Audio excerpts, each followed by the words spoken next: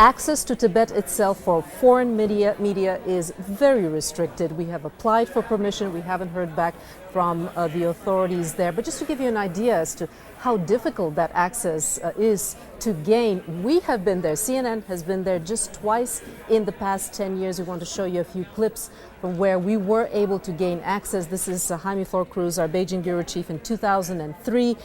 And Dan Rivers, our correspondent, managed to get in there. There he is in 2006. He covered the new train, actually, to Lhasa.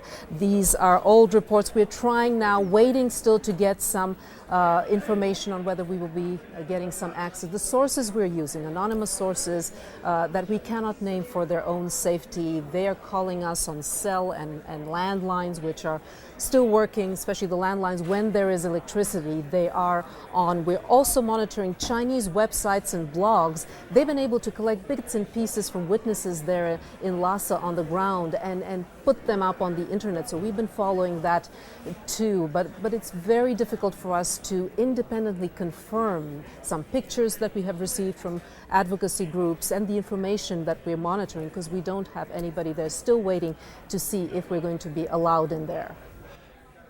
And meanwhile, Relitza, when we mentioned earlier too that our reports, quite likely this one at the moment, is being blacked out in China, and it's happening to other media as well. Is it a case of the censor's fingers are literally on a button, and as soon as Tibet's mentioned, they black us out?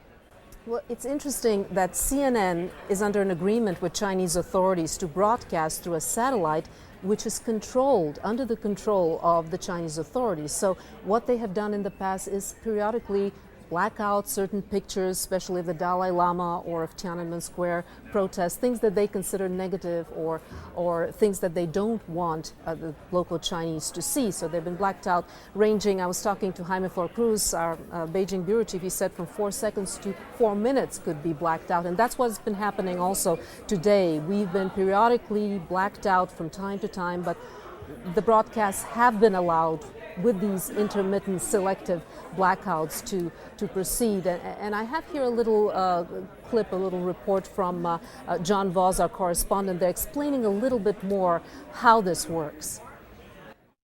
On the left, CNN's regular broadcast. On the right, the blacked out screen seen by viewers in mainland China.